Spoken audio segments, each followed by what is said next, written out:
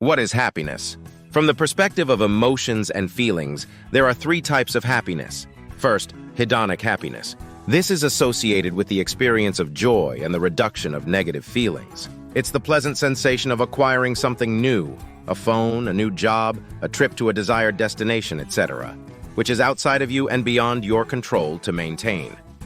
When you get something new, you might feel happy, but this feeling often fades quickly, hedonic adaptation, and you stop feeling pleasure. If you don't get this thing, you might feel disappointed. If your happiness depends so heavily on this thing, where can it lead you?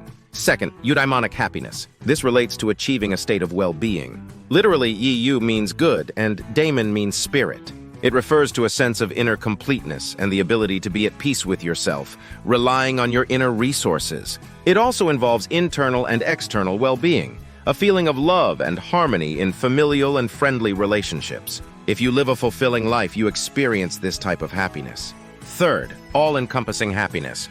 This is an inexplicable feeling that can be experienced even in difficult situations, feeling connected to something grand. For example, exploring the world, a person suddenly realizes the power and might of the universe of which they are a part. This type of happiness can be compared to an enlightenment, a dive into the mysteries of the divine plan, which can be experienced during spiritual practices, meditation, religious rituals, anything that evokes a sense of unity. These three categories of happiness were identified as far back as Aristotle's time. In the 21st century, however, the concept of happiness sparks much debate. In modern culture, it's easy to harshly criticize the essence of happiness and start nitpicking. For some, happiness is akin to wearing rose-colored glasses, where reality is replaced by a dreamy attitude and a pretended belief that everything is great. A happy life does not imply the complete absence of troubles. Firstly, this is impossible, and secondly, it wouldn't allow us to experience the richness and unpredictability of life. Happiness is not an endless series of thrills or a constant pursuit of pleasure.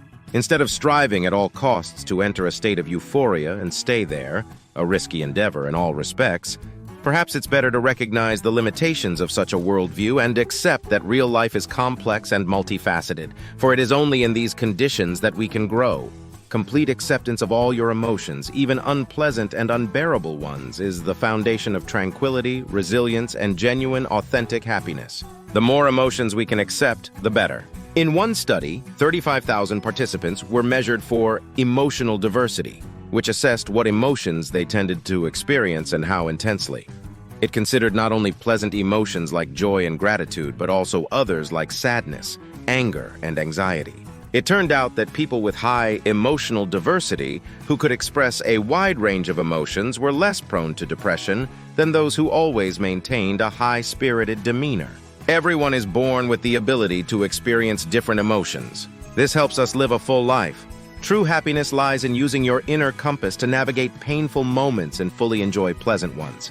It means being able to see the good even when facing problems, such as noticing people's kindness and appreciating their help, which can be crucial in especially tough times. We cannot predict what life has in store for us, but we can manage our attitude towards it. The ability to feel content or unhappy depends not on our absolute state, but on our perception of a particular situation. Unpleasant emotions require greater resilience and strength of spirit from us, for sure.